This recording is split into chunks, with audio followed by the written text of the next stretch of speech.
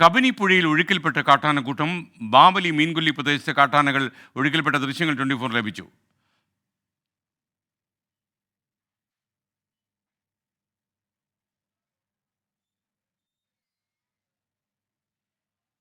സുർജിത്ത് അയ്യപ്പത്ത് വയനാട്ടിൽ നിന്നും ടെലിഫോണിൽ ചേരുന്നു. സുർജിത്ത്, കുറേ അധികം ആനകളുണ്ടല്ലോ ഈ പുഴയിൽ.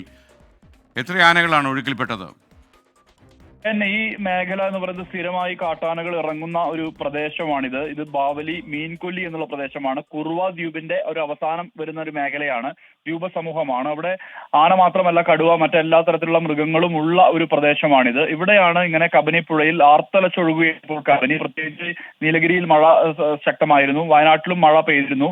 അതുകൊണ്ട് തന്നെ പനമരം പുഴയും മറ്റു പുഴകളെല്ലാം തന്നെ നിറഞ്ഞ് കവിഞ്ഞ് നേരെ എത്തുന്നത് കബനിപ്പുഴയിലേക്കാണ്. കബനിപ്പുഴ അതുകൊണ്ട് ആർത്തലച്ചൊഴുകുകയാണ്.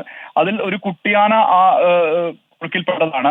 രക്ഷിക്കാൻ വേണ്ടി അതിന്റെ തള്ളയാന പിന്നാലെ പിടിയാന പോകുന്നതാണ് ആ ദൃശ്യത്തിലുള്ളത്. അതിനുശേഷം അത് തള്ളി തള്ളി കയറ്റി അവസാനം കാട്ടിലേക്ക് കയറി പോകുന്നതാണ് ആ ദൃശ്യത്തിലുള്ളത്. എന്തായാലും ആ പ്രദേശത്തുള്ള സുശാന്ത്, ബാബു, അതോടൊപ്പം തന്നെ സുബീഷ്, ഇങ്ങനെ 3 ചെറുപ്പക്കാർ ആ സമയത്ത് അവിടെ ഉണ്ടായിരുന്നു.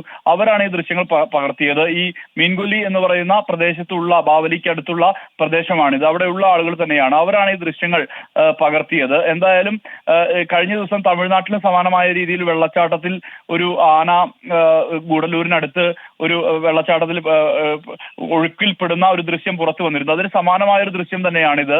എന്തായാലും ഈ ആർത്തലച്ച ഒഴുകുന്ന ഈ നദിയിൽ കുട്ടിയാന പെടുന്നു. ആ കുട്ടിയാനയെ തള്ളയാന രക്ഷിക്കുന്നു. അതിന് പിന്നാലെ മറ്റും ആനകളുണ്ട്.